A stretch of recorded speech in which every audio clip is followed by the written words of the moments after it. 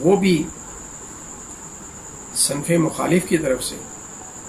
یہ اتنی پرکشش ہے کہ زاہدان پارسا کے بھی قدم ڈگمگا جائیں. مگر حیرت ہوتی ہے کہ اس دور میں بھی، جو کہ دور جاہلیت تھا، جب حلال و حرام کی تمیز ہی اٹھ چکی تھی، حضرت عبداللہ میرے اور آپ کے نبی صلی اللہ علیہ وآلہ وسلم کے پیارے ابا جان نے فی البدی یہ کلام کیا. فرمایا حرام کام کرنے سے تو یہ بہتر ہے کہ اس سے پہلے میری موت آ جائے، اور جس کام کا تم مجھے کہہ رہی ہو وہ تو حلال ہے ہی نہیں، میں اس پر کیسے آمادہ ہو جاؤں.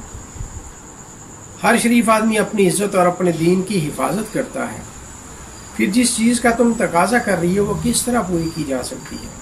یہ کردار کی عظمت اور دامن کی پاکیزگی ہے کہ جانب عالم صلی اللہ علیہ وآلہ وسلم کے تمام آباء و اجداد کا یہ ترہ امتیاز ہے.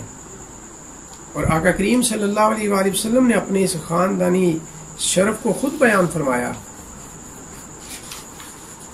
آپ فرماتے ہیں کہ میرے ماں باپ کسی بھی مرحلہ پر زنا کے مرتکب نہیں ہوئے.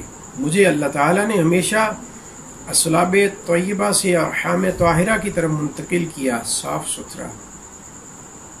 بہرحال حضرت عبداللہ اپنے دامن کو ہر قسم کی آلودگی سے بچاتے ہوئے جب وہب کے گھر پہنچ گئے اور سیدہ آمنہ رضی اللہ تعالیٰ عنہ کے ساتھ رشتہ ازواج میں منسلک ہو گئے.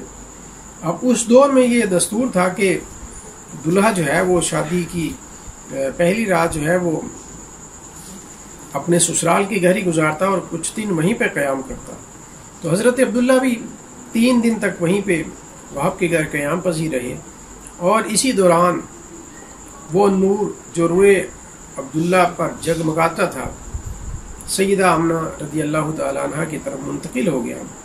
3 دن کے بعد حضرت عبداللہ جب واپس گھر جا رہے تھے تو راستے میں پھر اسی عورت کو دیکھا آپ نے کہ جو اس وقت حضرت عبداللہ کو چند گھڑیوں کے عوض 100 اونٹ دینے پر آمادہ تھی. مگر آپ کی اس وقت حیرت کی انتہا نہ رہی کہ جب اس عورت نے آپ کی طرف کوئی توجہ ہی نہ دی.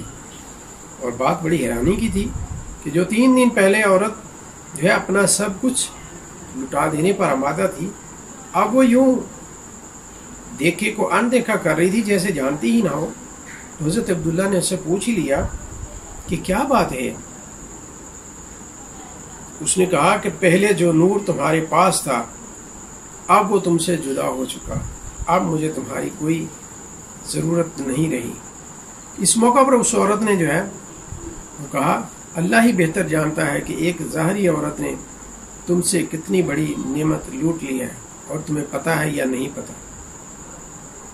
سیدہ آمنہ رضی اللہ تعالیٰ عنہ کی یہی خوش بختی کیا کم تھی کہ انہیں حضرت عبداللہ جیسا مثالی شوہر ملا تھا، اور اس پر مزید سعادت یہ حاصل ہوئی کہ ان کا بطن اطہر قرارگاہ نور مصطفیٰ بن گیا.